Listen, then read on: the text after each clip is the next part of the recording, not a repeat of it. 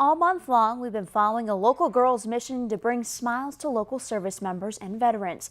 Sophie Kartzman has now collected close to 9,000 cards, just shy of her 6,000 goal. And while it's easy to focus on Sophie's big dreams and her progress while getting people to volunteer, there's one side of the story they can't go unnoticed: those who receive the cards. WNY's Leanne DeRosa has the reaction from some of the veterans at the Bath VA. For Sophie Kartzman, collecting 15,000 cards is quite the goal. But her real goal? Giving well-deserved recognition to as many heroes as she can. Hi, Sophie. On behalf of the United States Navy, we'd like to thank you for your hard work and support to the men and women of the armed forces. Sophie sends cards all over the world, some to military members stateside. Thank you, Sophie. Others overseas. And some to the men and women right in our own backyard, who were once in their boots years ago, the veterans. It picks, I know, my morale up during the holidays, and I'm sure it picks up a lot of others. The veterans at the Bath VA get a visit from Sophie often, each time bringing cards, sitting and chatting, and making a connection. Here she got to see the stories firsthand, what it was like for people in World War II, in Korea, in Vietnam, in Iraq. And to see the humanity and not just the physical person sitting there. A lot of them had lost their arms or legs or a body part and were connected to machines or couldn't really speak or do anything. But in the end, they're all just people.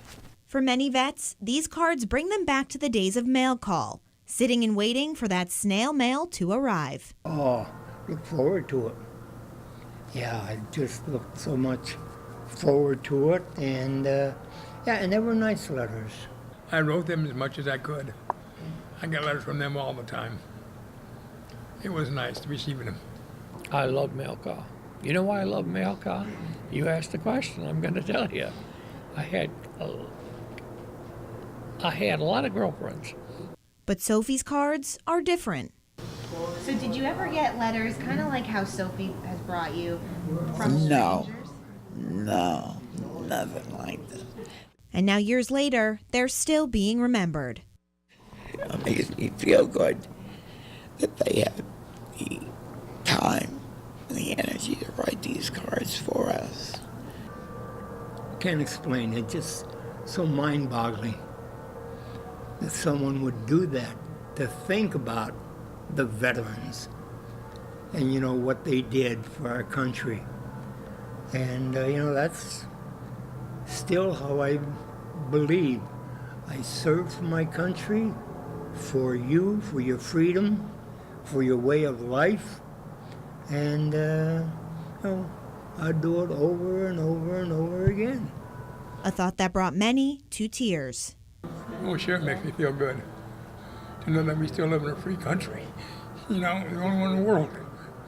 And we're very lucky people. Very lucky.